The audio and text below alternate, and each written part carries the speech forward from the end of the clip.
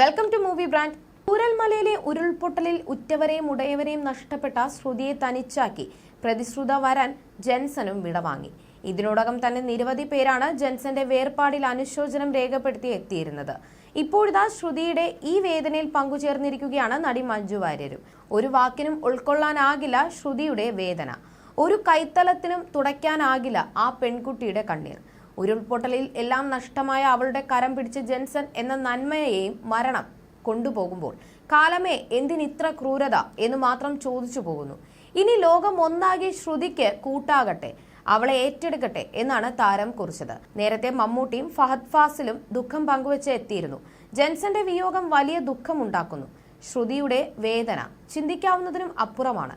സഹനത്തിന് അപാരമായൊരു ശക്തി ലഭിക്കട്ടെ ശ്രുതിക്കും ജെൻസന്റെ പ്രിയപ്പെട്ടവർക്കും എന്നാണ് മമ്മൂട്ടി സോഷ്യൽ മീഡിയയിൽ കുറിച്ചിരുന്നത്. ഫഹദ് ഫാസിലും ദുഃഖം രേഖപ്പെടുത്തിയിരുന്നു. അവസാന നിമിഷം വരെ നീ ഓർക്കപ്പെടും സഹോദര എന്ന അടിക്കുറിപ്പോടെയാണ് ഫഹദ് ഫാസിൽ ജെൻസന്റെ ചിത്രം ഫേസ്ബുക്കിൽ പങ്കുവച്ചിരുന്നത്. വയനാട് മുണ്ടക്കൈ ഉരുൾപൊട്ടലിൽ 9 പേരെയാണ് ശ്രുതിക്ക് നഷ്ടമായത്. ചൊവ്വാഴ്ച വൈകിട്ട് ജെൻസനും ശ്രുതിയും കുടുംബാംഗങ്ങളും സഞ്ചരിച്ച ഒമിനി വാൻ സ്വകാര്യ ബസ്സുമായി കൂട്ടിയിടിച്ച് അപകടം ഉണ്ടാകുകയായിരുന്നു. കൽപ്പറ്റ വെള്ളാരംകുന്ന് പ്രദേശത്ത് വെച്ചായിരുന്നു സംഭവം. അപകടത്തിൽ ഗുരുതരമായി പരിക്കേറ്റ ജെൻസൺ മേപ്പാടിയിലെ സ്വകാര്യ ആശുപത്രിയിലെ തീവ്രപരിചരണ വിഭാഗത്തിൽ ചികിത്സയിലായിരുന്നു. വെന്റിലേറ്ററിന്റെ സഹായത്തോടെ ജീവൻ നിലനിർത്തിയിരുന്നുവെങ്കിലും കഴിഞ്ഞ ദിവസം രാത്രിയോടെ മരണത്തിന് കീഴടങ്ങി. ജെൻസനും ശ്രുതിയും ഉൾപ്പെടെ 7 പേർക്കാണ് അപകടത്തിൽ പരിക്കേറ്റത്. കാലിന് പരിക്കേറ്റ ശ്രുതിയും ആശുപത്രിയിൽ ചികിത്സയിലാണ്.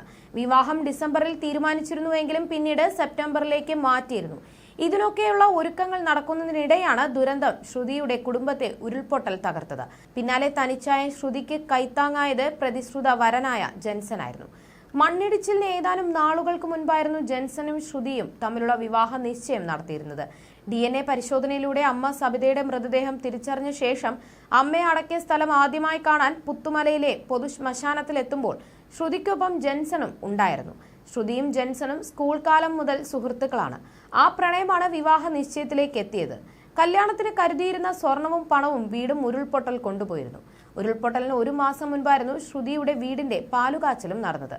ആയുഷ്കാലത്തെ സമ്പാദ്യമെല്ലാം കൂട്ടിവെച്ചാണ് ശ്രുതിയുടെ അച്ഛൻ വീട് നിർമ്മിച്ചത്. അച്ഛൻ ശിവണ്ണന് കൂലിപ്പണിയായിരുന്നു. അമ്മ സബിത സെയിൽസ്. ശ്രുതിയുടെ താമസിച്ച് കൊതി തീരാത്ത ആ വീടിരുന്ന സ്ഥലത്ത് ഇപ്പോൾ വലിയൊരു കല്ല് മാത്രമാണ് അവശേഷിക്കുന്നത്. അച്ഛനും അമ്മയും അനുജത്തിയും അമ്മൂമ്മയും ഉൾപ്പെടെ പുത്തൻ വീടും ഒലിച്ചുപോയി. കോഴിക്കോട് ജോലി സ്ഥലത്തായിരുന്നതിനാൽ ശ്രുതിക്ക് ജീവൻ തിരിച്ചു കിട്ടി. അച്ഛനെയും അമ്മയും കൂടാതെ വല്യച്ഛനും ചെറിയച്ഛനും ഉൾപ്പെടെ 9 പേരെയും ശ്രുതിക്ക് ദുരന്തത്തിൽ നഷ്ടമായിരുന്നു. ശ്രേയയുടെ മൃതദേഹം മാത്രമാണ് ശ്രുതിക്ക് കാണാനായത്.